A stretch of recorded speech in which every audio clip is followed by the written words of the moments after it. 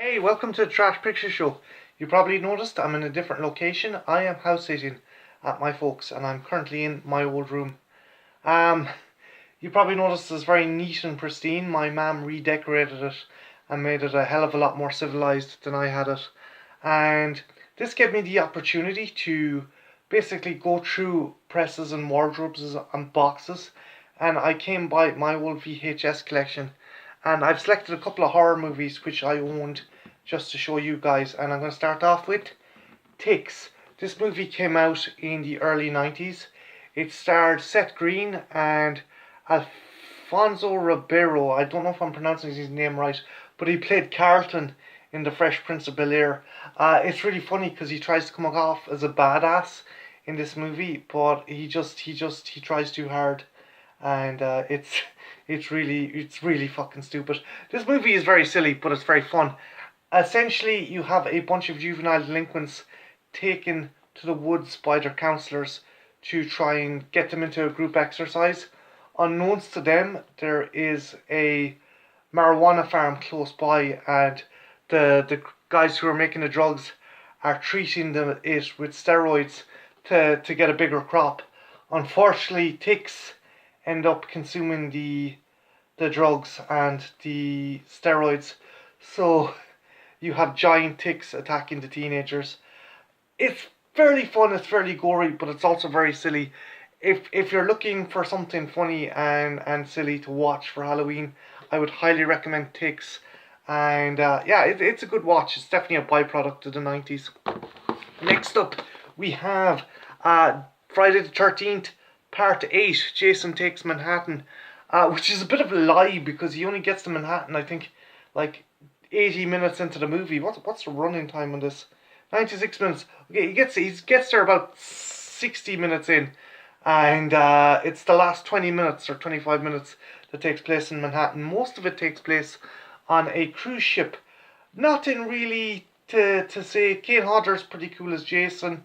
There's some very memorable moments. There's a bit where Jason is chasing his victims and he kicks over a ghetto blaster belonging to a bunch of punks, and they threaten him with switchblades and he just lifts up his mask and they all back off.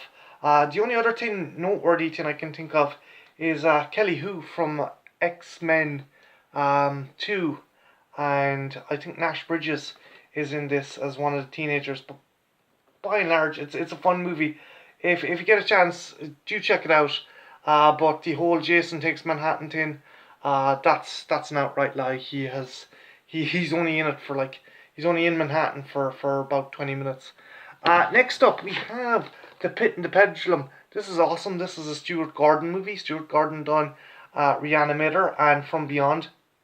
And this is set during the time of the Spanish Inquisition and has the awesome Lance Henriksen as Torquemada, a guy who tortures the innocent for his own kind of nefarious purposes.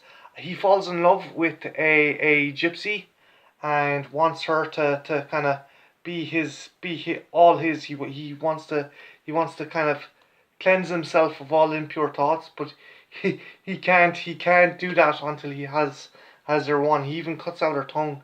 But Henriksen's awesome in this movie, and it being a Stuart Gordon movie, lots of gore, nudity, and some really crazy kind of scenes involving rats and pendulums and people being buried in walls. Actually, Oliver Reed's in this movie. I forgot that. And I think Jeffrey Combs is also in this movie. He's a staple of most Stuart Gordon movies. Speaking of which, I got the classic Reanimator. I love this movie. Stuart Gordon's cult classic. Jeffrey Combs is kick-ass in this. I talked about the sequel a few days ago, and you can't beat Jeffrey Combs as Herbert West. He chews fucking scenery in this movie. You have Bruce Abbott, I think, or hang on, I'll just check.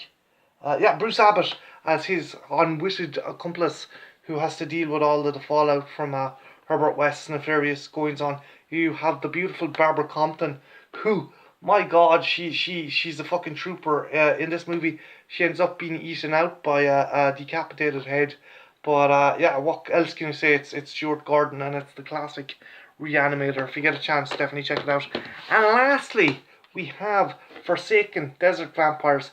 This came out in I think 2000, 2001, and it's a pretty cool movie. You have Kerr Smith and Brendan Farr. Brendan Farr was in Roswell High, if I wasn't mistaken, but it's the story of one guy having to deliver a trailer to producers, and he ends up picking up a hitchhiker who turns out to be a vampire hunter who is pursuing a bunch of nomadic vampires.